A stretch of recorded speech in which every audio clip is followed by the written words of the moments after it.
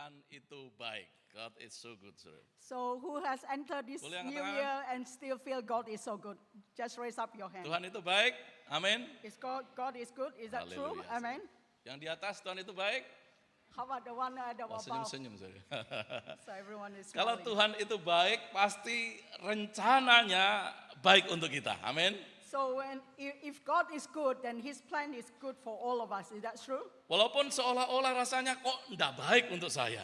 So even though sometimes you feel like it's not good for me, Tapi kalau kita yakin bahwa Tuhan adalah Tuhan yang baik, but if you believe that God is a good God, maka kita yakin dan percaya apa yang akan terjadi dalam hidup kita itu pasti akan mendatangkan kebaikan. we Amin. know that anything that happen in our life will bring a good thing in our life.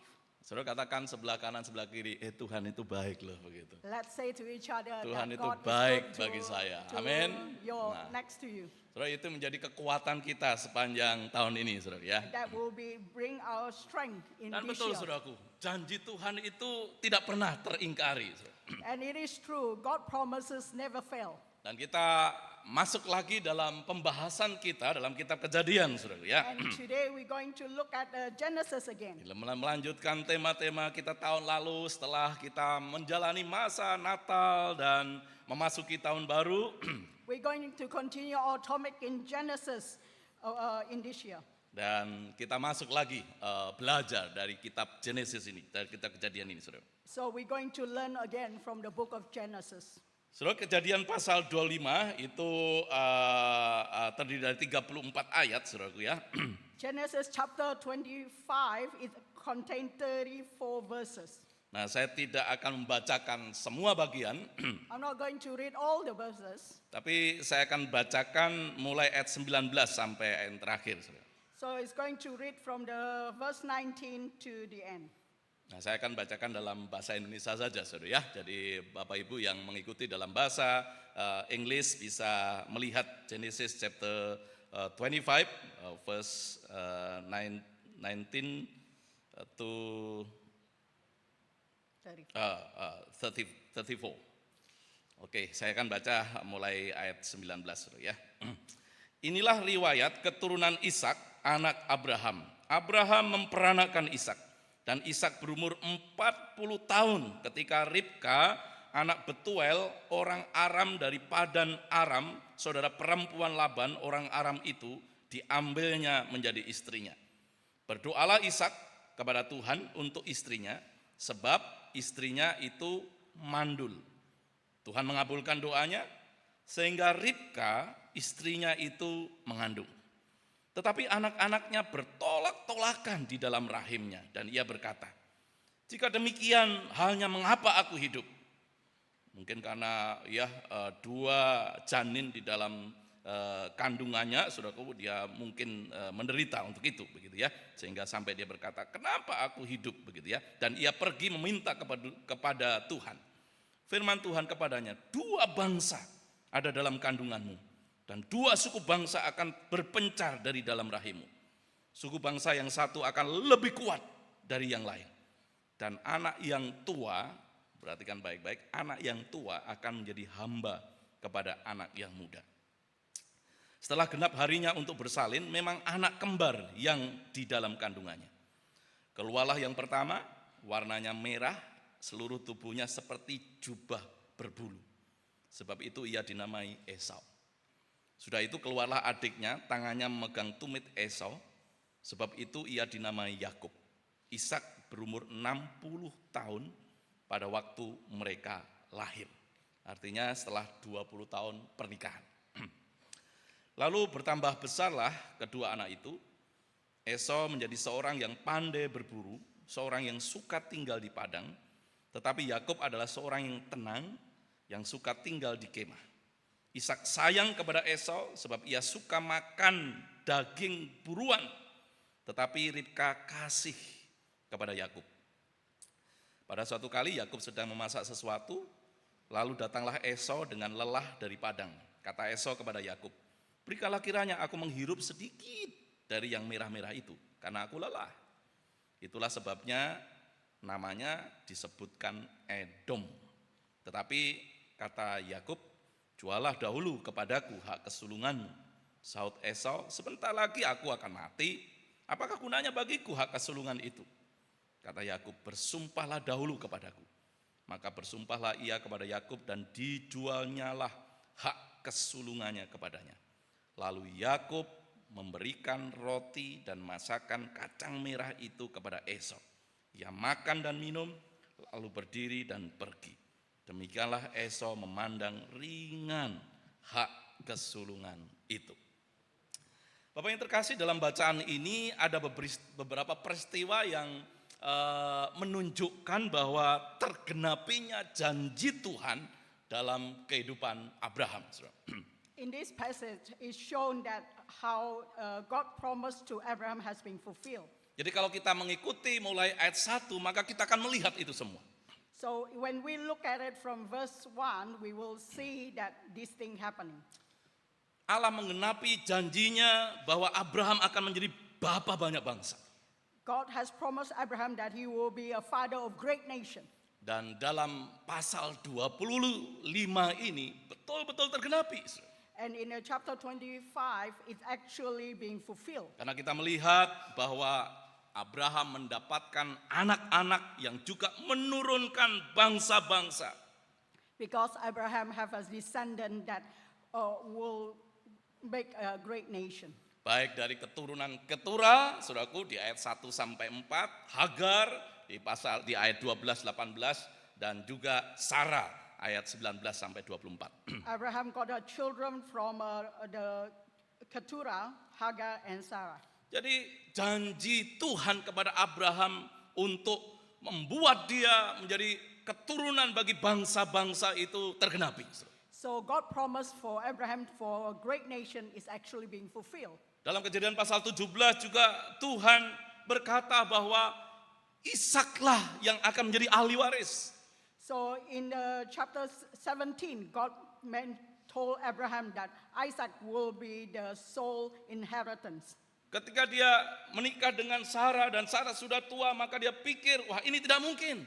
So when he married with Sarah, when Sarah was old, this thing is impossible. Maka dia punya keturunan dari budak daripada Sarah itu, Hagar, saudaraku. So he have a descendant from Hagar. Dan dia pikir Ismail itulah ahli warisnya. So he think that Ishmael is actually the promised child. Tapi Kejadian pasal 17, bukan dia. Aku akan memberikan keturunan daripada Sarah. But Genesis chapter 17, God mentioned that it's not Ishmael, it's actually a descendant from Sarah. Dan dalam pasal ini, saudaraku, jelas itu tergenapi. And in the chapter 25, it's definitely being fulfilled. Bahwa pada akhirnya Ishaklah yang menjadi ahli warisnya. And eventually Isaac will be the promised child. Tuhan juga berjanji kepada Abraham, dia akan mati dengan damai dalam usia yang sangat tua. Kejadian pasal 15 dikatakan sampai putih rambutmu, begitu saudara ya. So God also promised to Abraham in chapter 15 that he will die peacefully when he at the old age. Dalam Kejadian pasal 25 ayat 7 sampai 8 itu juga tergenapi. So in the chapter 25 verse 7 to 8 is also being happening. Abraham mati, kemudian Ishak dan Ismail menguburkannya. Abraham passed away and Isaac and Ishmael actually bury him. Dan di situ dikatakan Ishak lebih dulu, Ishak dan Ismail. Walaupun Ismail sebenarnya lebih tua, itu menandakan bahwa memang Ishaklah anak perjanjian itu. So in the Bible stated Isaac and Ishmael, Isaac is being mentioned first because he is actually the promised child. Janji Tuhan kepada Abraham juga untuk Ismail tergenapi. So God promised to Ishmael also being fulfilled. Tuhan berfirman bahwa ia akan menjadi bangsa yang besar dan menurunkan 12 orang raja. So God promised Ishmael that he will be a great nation and he will have a 12th kingdom as his Dan descendant. itu pun tergenapi. And that also being fulfilled. Dan ayat 18b itu juga tercatat. Mereka hidup bermusuhan terhadap semua saudara-saudara mereka. And it's also stated that in chapter 18 that Ishmael always in fight with his own brother. Dan itu yang tercatat dalam Alkitab tentang Ismail dan keturunannya. Saudara. And this is what's written in the Bible about Ishmael and his descendant. Nah, tentang Ishak, Tuhan berfirman, ia akan mempunyai keturunan dan menjadi bangsa yang besar. Saudara. About Isaac, God also said that he will have a descendant and will become a great nation. Padahal tadi yang kita baca, saudaraku, Ribka itu sebetulnya mandul. Saudara. So when we read the passage, they say Rebecca is actually not able to give a child. Mereka 20 tahun belum dikaruniai anak. They're married for 20 years but hasn't got a child yet. Tetapi janji Tuhan pasti tergenapi di tengah kemustahilan sekalipun. But God promises will be fulfilled even though things are impossible. Dan betul Ribka akhirnya melahirkan 2 anak kembar. So it's true that Rebecca finally bore him a child, a twin child. Bahkan tentang anak yang ada dalam kandungan Ribka pun Tuhan sudah berjanji untuk itu, saudaraku. Even the child in her womb, God already promised about their future. Ada 2 anak di dalam kandunganmu, saudaraku. There will be 2 child in her Tuhan sudah womb. katakan itu.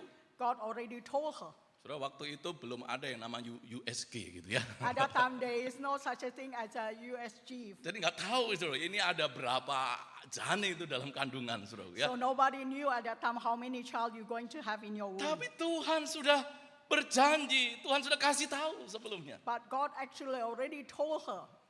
Itu luar biasa, saudara. God know. Dan betul-betul akhirnya Ribka melahirkan 2 anak kembar. Saudara. So eventually, Rebecca bore Isaac two twins.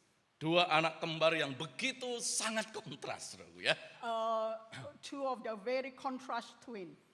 Saya nggak tahu saudaraku, ini kembar seperti apa. Biasanya kalau kembar itu mirip-mirip gitu saudara ya. I do not know what type of twin is this because normally twin will be alike to each other. Mukanya biasanya mirip-mirip satu dengan lain. Their Gitu. face will be very similar one to another. Ada juga sih yang beda, maksudnya kembar tapi beda telur, artinya itu bisa perempuan dan laki-laki begitu. Ada juga. They probably can have a twin with a different gender. Tapi biasanya itu pasti mirip saudara. But normally twin will be alike to each other. Tapi 2 anak yang lahir dari perut yang sama itu, mereka keluar ternyata benar-benar berbeda. Begitu. But unfortunately, the child actually born with a different look. Secara fisik mereka berbeda. In the term of physical, they are different. Yang satu dikatakan merah dan berbulu begitu saudara. One is saying that red color and with a lot of hair. Sementara yang kedua lebih kecil. And the second one, it actually Dan dia smaller. keluar pegang tumit kakaknya. And the second one actually came out with Seakan-akan holding the heel of the seakan older nggak brother. rela sudah keluar belakangan. It seemed like do not want to be left as a born Nggak as mau a second. jadi anak yang bungsu begitu. Doesn't want to become a second child. Mau jadi yang sulung begitu They want saudara. to be the firstborn. Walaupun mungkin bedanya beberapa detik.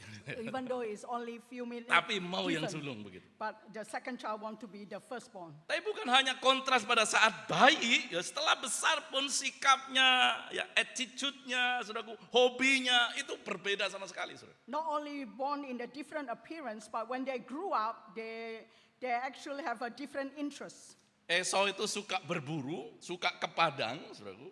Esau like to hunt and then also hunt for the wild games.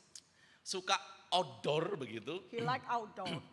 Mungkin Esau itu macho orangnya begitu ya. So Esau probably is really macho guy type of guy. Kekar, gagah begitu saudara ya. Is really strong and very powerful. Sedangkan Yakub itu anak mami begitu ya. So Jacob is like a mother child. Sukanya beraktivitas indoor gitu ya. Yeah, he like indoor activities. Suka bantu mamanya masak He gitu like ya. to help his mom to cook. Merajut juga Probably, dan sebagainya.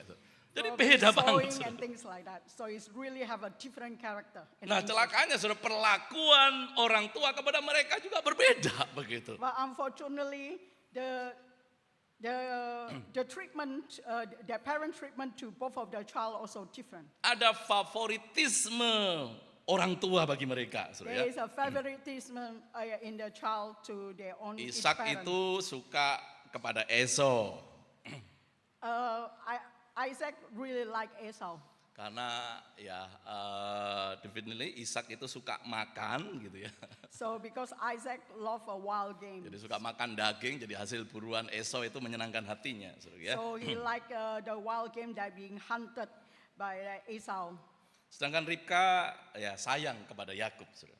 Rebecca actually loved the second child. So, dengan demikian, saudaraku, yang sudah kontras itu semakin dipertajam lagi kekontrasannya dengan favoritisme dari orang tua ini.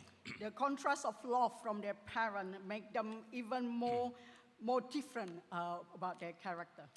Saudara, memang kita tidak sedang belajar parenting, We are not looking at the parenting today. tapi bahaya favoritisme dari orang tua ini sangat jelas, saudara. But you can see there is a favorism in a parent toward their children. Ini bisa menjadi bom waktu yang tidak baik untuk kedua anak tersebut, saudara. It can be actually it's not good things for the grow up of both of their Itu child. sebabnya kita sebagai orang tua harus waspada, saudara ya. So as a parent we have to be mindful about that. Jangan sampai karena ya iseng atau karena lucu-lucuan tanpa sadar gitu. Seringkali kan kita tanya sama anak-anak, kamu lebih sayang papa atau mama? Begitu, saudara ya. Don't ask your child whether which one do you love best, your mom or your dad. It's dangerous thing to do. Pernah nggak, saudara? Did you ever did that? Terkadang kita seperti itu ya. Sometimes we probably say that to our kids. Kamu lebih sayang papa atau mama? Who do you love most, your Anak dad or your jadi mom? bingung, saudara.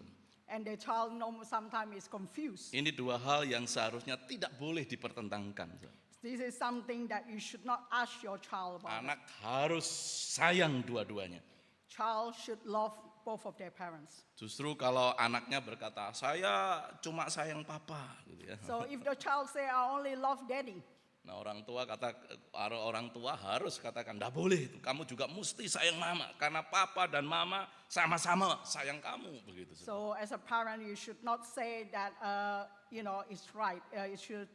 It's actually incorrect. You should love both of your parents. Jangan semakin diperuncing, dipertajam dengan misalnya ngomong, bagus, memang mamamu itu kebangetan, sedikit-sedikit ngomel. Kalau papa kan enggak ya, gitu ya. Don't say confirming your child if they say they only love a daddy or mommy. Don't say bad word about your spouse to your children. Papa itu lebih sayang, kalau mama itu galak, misalnya begitu, saudara. Jangan begitu, saudara. Ya. Don't say dad more loving and mom is actually someone who always scold you. Enggak boleh demikian, saudara. You should not say that to Nah, your seorang child. papa, seorang orang tua yang baik kalau anaknya salah dan dimarahin mamanya atau papanya, justru perlu mengatakan, mama marah atau papa marah karena kamu salah. Dan kalau kamu lakukan di depan papa atau depan mama, kami juga pasti akan marah.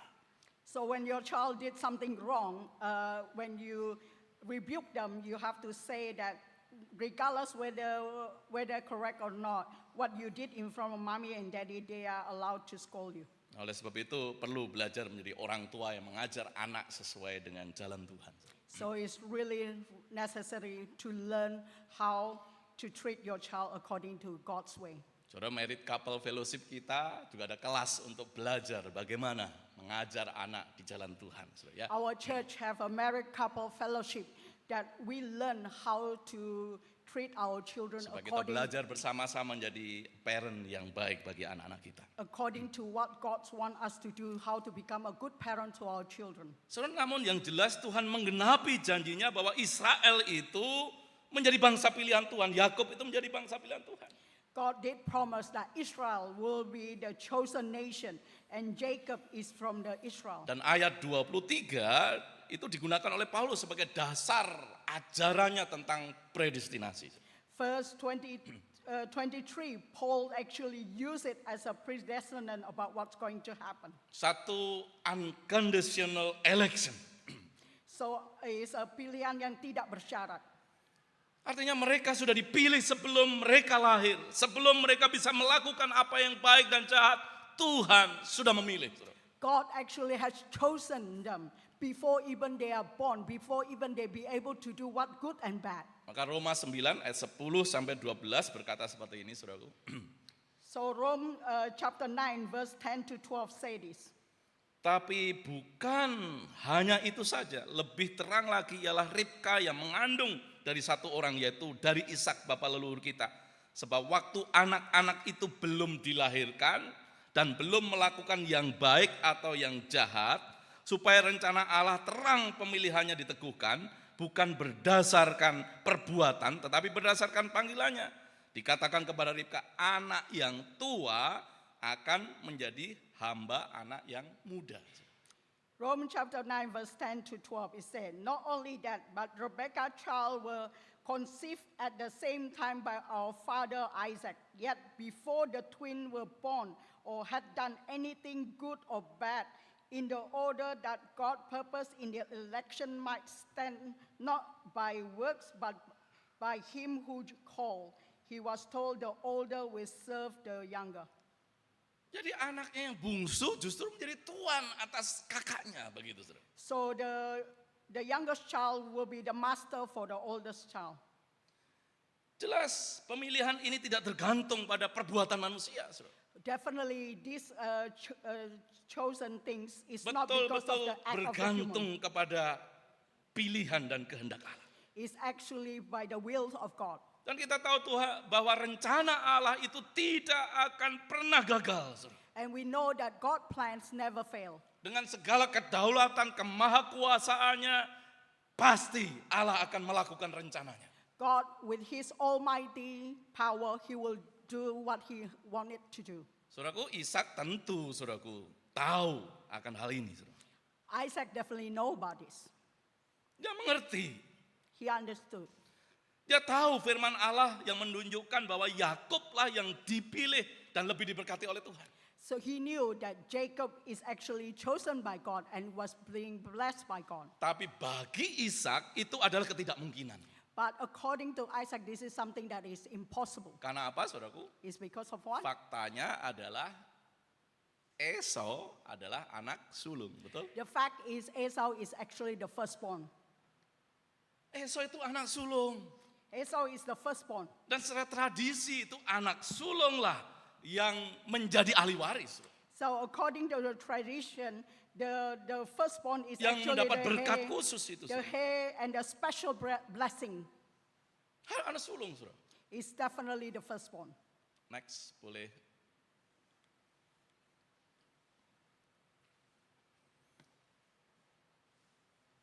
Oleh sebab itu Ishak itu tetap mau memberikan berkat yang lebih besar kepada Esau karena ia senang makan daging buruan. Definitely Isaac want to give Esau a large portion of a blessing because he loved to eat Dan Esau ia wild games. lebih mencintai Esau daripada Yakub. And he loved Esau more than Jacob. Dan bagi saya, saudaraku, ini sama saja dengan tidak percaya kepada janji Allah dan menempuh jalannya sendiri. And is looking at that he doesn't believe in the God promise. Esau tahu bahwa ada janji Tuhan bahwa anak yang kedua, maksudnya yang walaupun itu kembar gitu, tapi anak yang bungsu ini akan menjadi tuan, begitu. Isaac knew that second child will be the heir to his Tapi land. Esau, Yakub mau tetap saja, saudaraku, Ishak mau memberkatinya. But Isaac always want to bless Esau, the firstborn. Saudara, saya teringat satu kisah yang ditulis oleh seorang bernama Frank, seorang wartawan di Naval Institute, saudara. Pastor remember a story from the Frank. He's a naval institute. Dan di sebuah majalah khusus angkatan laut. And this is a story in the Sea Journal. Dan dia ditugaskan untuk meliput latihan perang, saudaraku. He was being trained for the war. Nah, suatu saat, saudaraku, ketika dia meliput latihan perang angkatan laut itu, cuaca sangat-sangat buruk sekali. When he was in the training, the weather actually really bad. Sampai lautan itu, waduh, betul-betul diselimuti kabut yang sangat tebal.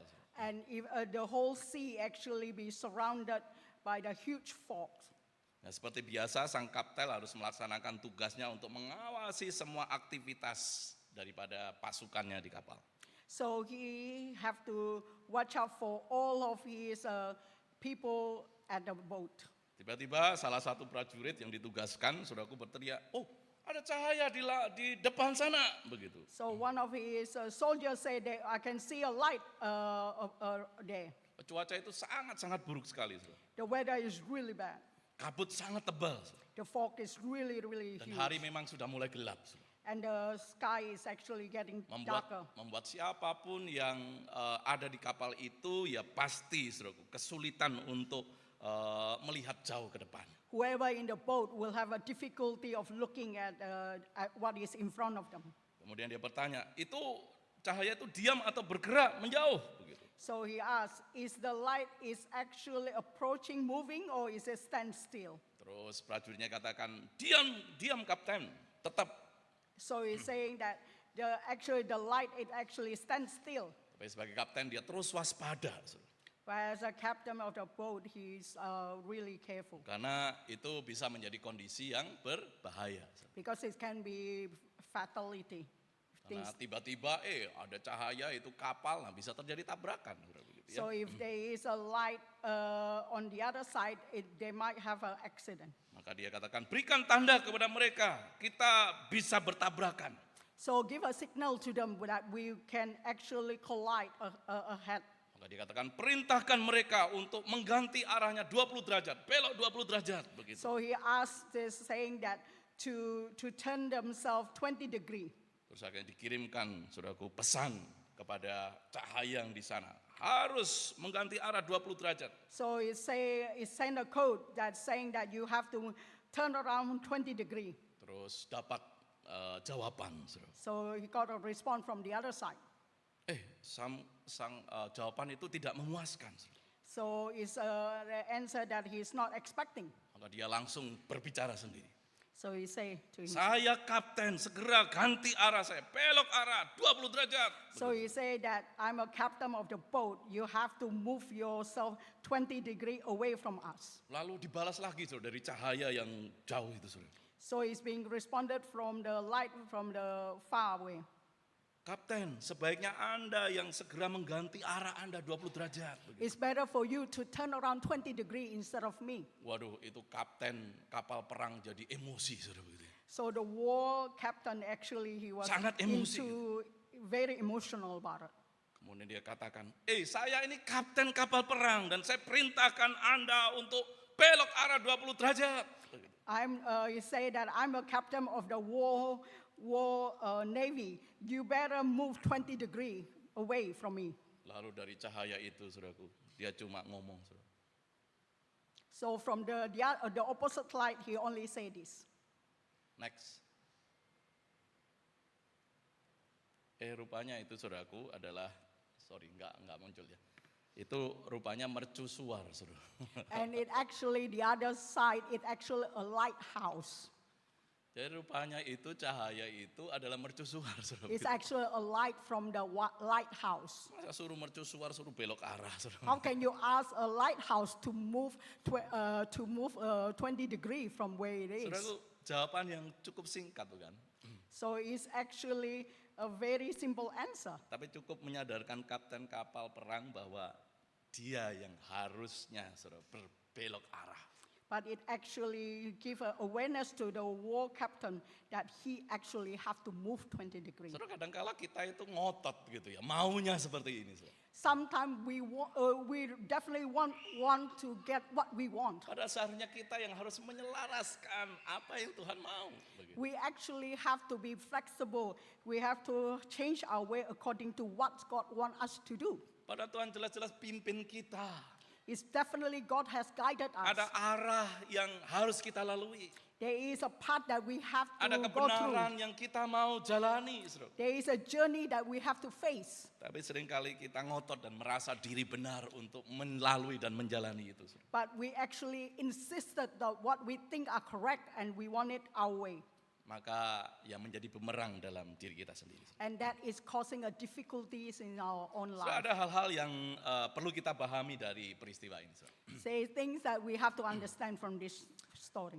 Saudaraku, konsep hak kesulungan pada saat itu memang sangat-sangat unik, saudara. firstborn is actually, the concept is actually really unique. Itu mencakup berkat rohani dan juga jasmani. It actually involves a blessing of the physical Dan and itu actually and mencakup berkat spiritual. atas tanah perjanjian itu sendiri. So it's actually also a blessing about the promised land. Dan setiap anak sulung itu akan menerima berkat berupa jelas menjadi pemimpin atau kepala keluarga. So every single firstborn will have a blessing of the becoming the head of the family. Kalau dia anak raja, pasti sudah menjadi pewaris tata kerajaan, menjadi If he- putra mahkota. If he is a king's child, he will be the crown prince. Dan dia pasti akan menjadi raja selanjutnya. Eventually, he will become a king. Dan anak sulung itu juga menerima warisan 2 kali lebih banyak dari saudara-saudara. The firstborn will receive two times more than his own brothers. Dan anak sulung itu juga mendapat berkat spesial, berkat khusus dari ayahnya, dari papanya. And also the blessing, the firstborn will get a special blessing from his father. Enak ya jadi anak sulung. It's good, isn't it, to become a firstborn? Siapa yang anak sulung di sini? Who is the firstborn in our church? Enak ya jadi anak sulung. Isn't it good to become a firstborn? Tapi masalahnya saudaraku, seseorang atau kita bisa menentukan jadi anak sulung atau enggak? The question is, can we actually determine whether we can become a firstborn? Ada yang, aduh memang saya maunya jadi anak sulung gitu. Some of you Ada nggak yang probably bisa think that menentukan itu? I want to become a firstborn. Tidak ada saudaraku. But actually there is not. Siapa yang menentukan kita jadi anak sulung, anak kedua, anak ketiga, sampai anak ke-12 misalnya gitu. Who determined that whether we are the firstborn or the 12th-born from Siapa the yang menentukan, family? saudara? Who actually determined that? Siapa? Tuhan. It is true, God is actually determined who become a firstborn. Jadi berkat kesulungan itu dari Tuhan, saudaraku. The blessing of the firstborn is actually from God. Dan sudah ditentukan oleh Tuhan. And it's already determined by Itu God. bukan usaha kita. It's not because of our Melainkan effort. perbuatan dan pemberian daripada Tuhan. It's actually God's will to do it in our life.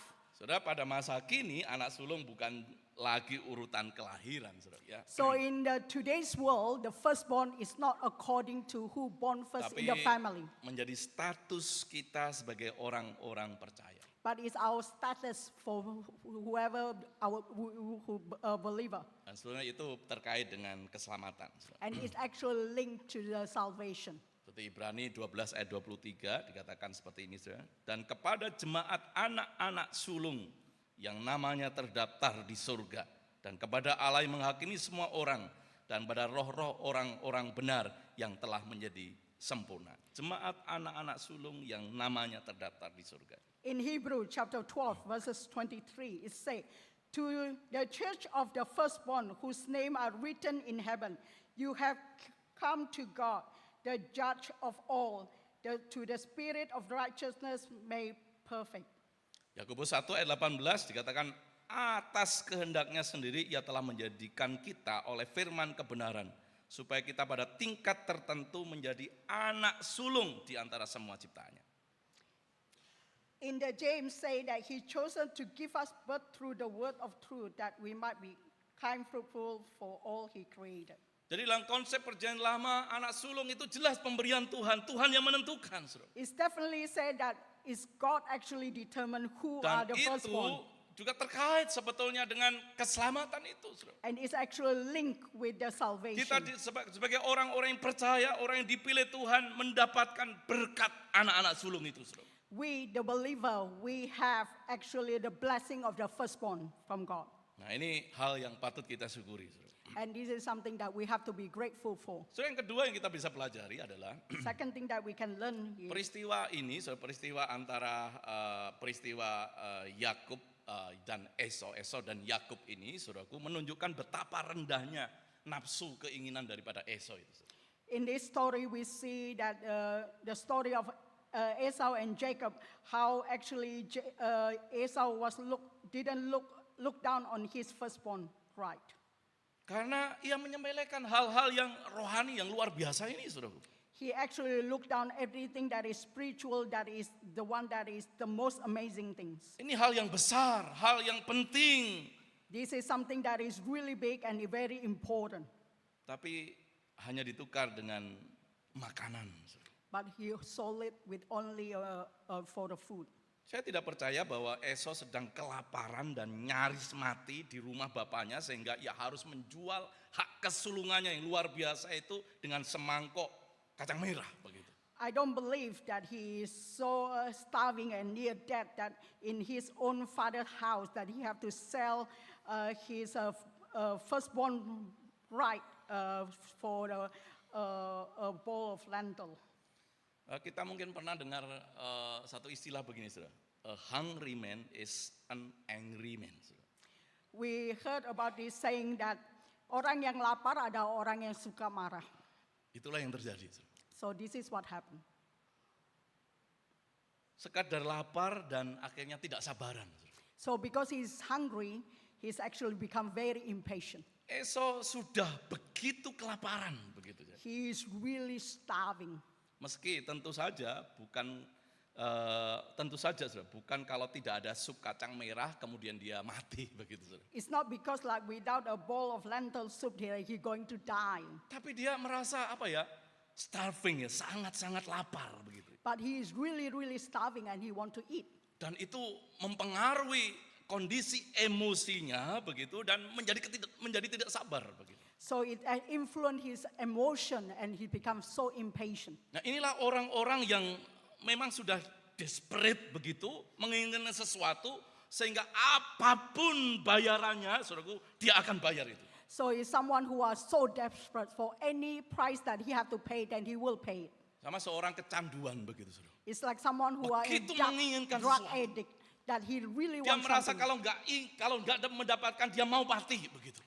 He felt that if he's not going to get it, he's going to Dia die. begitu desperate dengan hal ini, saudara. He's so desperate about it. Sehingga dia merasa saya tidak bisa hidup tanpa itu. So he felt that I cannot live without this thing. Dan itu sebetulnya salah satu penafsir katakan ini adalah berhala.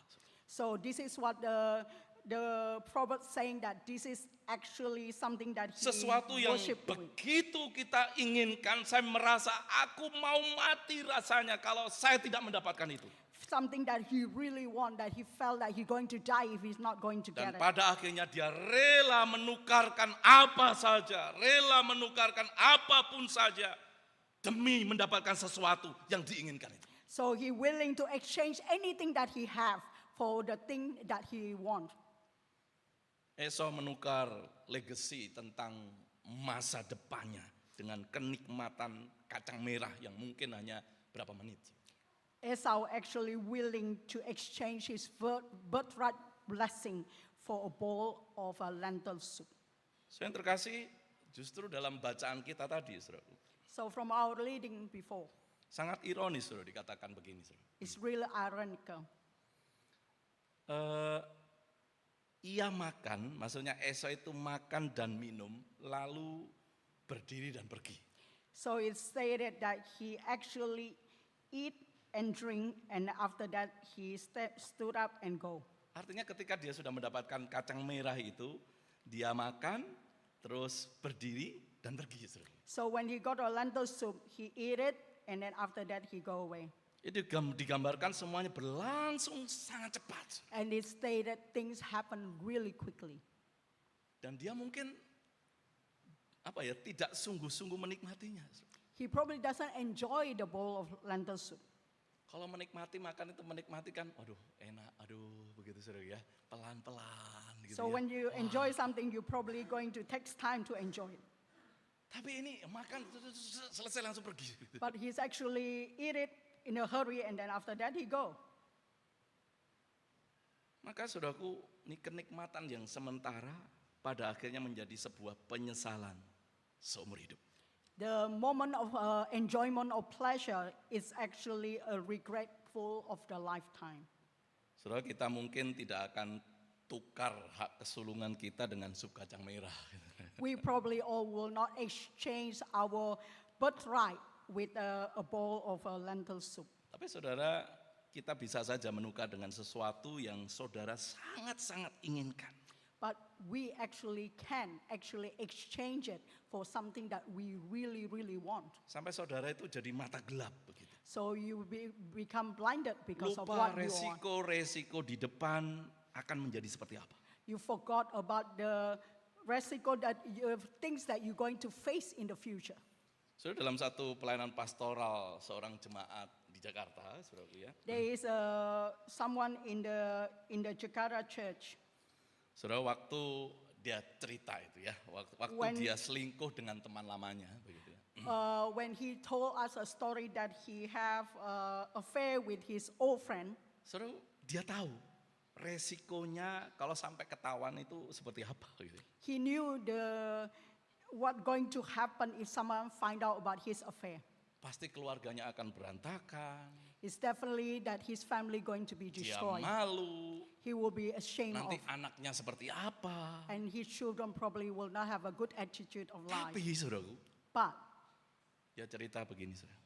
he say this. Kalau dia dapat SMS dari itu tadi saudara Willnya, wanita idaman lain gitu ya. Kalau menurut saudara Lina itu cem-ceman begitu ya. So what he said that when he got SMS text from his affair, Dia langsung lupa segalanya. he forgot about all the. Saudara, dia tahu The bad thing going to resiko-resikonya happen. seperti apa. Saudara. He knew what's going to happen if things are not according to fail. Tapi itu tadi keinginannya itu membuat dia lupa semuanya. But what he want make him forgot about all the risks that Lupa going to keluarganya, forgot about his own lupa family, anaknya, forgot about his lupa children, masa depannya, Forgot lupa about his future. reputasinya. forgot his reputation. Saudara, hati-hati dengan tawaran dunia. So it's really be careful from what you wish Sangat for. menggiurkan. So it's really, really tempting. Walaupun itu jelas sementara dan fana. Even though you knew that it's only a moment of pressure and it's very short time. Karena tidak heran Alkitab mengecam Esau sebagai orang yang bernafsu rendah. So it's not a wonder that actually the Bible said that he is actually someone who have a very low desire. Ibrani 12 ayat 16-17 katakan itu. In the Hebrew chapter 12, 16, 17 say that. Janganlah ada orang yang dicabul atau yang mempunyai nafsu yang rendah seperti Esau yang menjual hak kesulungannya untuk sepiring makanan. So in the Hebrew chapter 12 verse 16 say, see that no one is sexually immoral or godless like Esau, who is for a single meal sold his inheritance right as the oldest son. Kemudian ketika ia hendak menerima berkat itu, ia ditolak sebab ia tidak boleh kesempatan untuk memperbaiki kesalahannya, sekalipun ia mencarinya dengan mencucurkan air mata. Chapter 17 is say, afterward, as you know, when he wanted to inherit this blessing, he was rejected, even though he sought the blessing with tear and he could not change for what he had done. Esau dicatat Alkitab seperti ini. Esau is actually being Dia recorded lebih in the memilih Bible like hal-hal this. yang duniawi, yang sementara, He- sehingga ia kehilangan hak kesulungan dan kepekaan rohani. He chose a moment of pressure, what is the world has offered, so he actually lost his inheritance forever. Kan perhatikan tuh, kata itu, setelah itu ada kata kemudian. So it say that afterward, 40 tahun kemudian, 40 years later, ketika Esau mau memiliki warisan berkat, when he about to inherit his firstborn right, ketika ia sadar bahwa ia telah kehilangan berkat untuk dirinya, he realized he lost the blessing for ia himself. menangis, ia mencucurkan air mata. He was crying all loud. Dia minta kepada bapaknya, "Papa, berikan berkat itu juga untukku." He asked Isaac to give him the same blessing as Isaac already gave it to Jacob. Berkati aku ini juga ya Bapak. Bless me, Father. Di Kejadian pasal 27 nanti kita akan sampai ke sana. So in chapter 27, we're going to look at it in the future. Namun semuanya sudah sangat terlambat baginya. But everything is too late. Dan kemudian Esau dicatat dengan suara keras, menangislah Esau. So it's stated in the Bible that he cried all loud because his inheritance. Jelas dia tidak dapat membujuk ayahnya untuk mengubah pikirannya. So he definitely cannot change his father's mind to change his Sekalipun dia mind. mencarinya dengan mencucurkan air mata. Even though he cried for it aloud, he still Itu juga akan unable to get terjadi it back. pada orang-orang yang menyepelekan hak kesulungan nanti. This is what going to happen for all of us who look down on the firstborn right from Saudara, God. bagaimana dengan kita, saudara? So how is it with all of us? Apakah kita akan melepaskan berkat yang bernilai kekal dari Tuhan itu? Are we going to let go the blessing of the eternal life that God has given it to us Hanya untuk sesuatu yang bersifat sementara? for something that is only for a moment of pleasure? Kalau kita rela mengorbankan hal rohani seperti firman Tuhan, If we willing to sacrifice things that is spiritual like a God's word demi pekerjaan, demi studi, for the job, for our study, demi posisi yang baik dan sebagainya, for the power position at work, saudara, kita tidak ada ubahnya dengan Esau. we are no different from the Esau. Tapi doa dan harapan saya, saudara, Our hope kita sungguh-sungguh tetap memelihara keselamatan yang Tuhan berikan untuk kita. that we still hold the salvation that is coming from God. Kita kerjakan keselamatan yang anugerah itu dalam hidup kita. We work on the grace salvation that God has given it to us.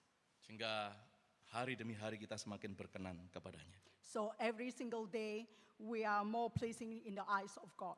Sehingga kita menyadari hari demi hari kita memang sungguh-sungguh dipenuhi dengan anugerah demi anugerah. So we are aware day by day we actually being blessed by God. Jadi menjadi pintu bagi kita untuk bertobat ketika kita belum sungguh-sungguh menikmati berkat keselamatan itu. It's actually a door for us to actually confess our sin and Selama Tuhan masih memberikan kesempatan untuk kita boleh bless us datang kepada. when God's still willing to give us a chance to go back to Him. Amin. Tuhan Amin. berkati. Mari God kita bless satukan all of hati us. kita berdoa. Tuhan, terima kasih untuk pelajaran daripada Esau ini. God, thank you for the teaching that you have given us about Esau. Satu peristiwa yang menyadarkan hidup kami. So, an event that make us aware. Tuhan sudah memilih dan menentukan orang-orang pilihan-Mu, Tuhan.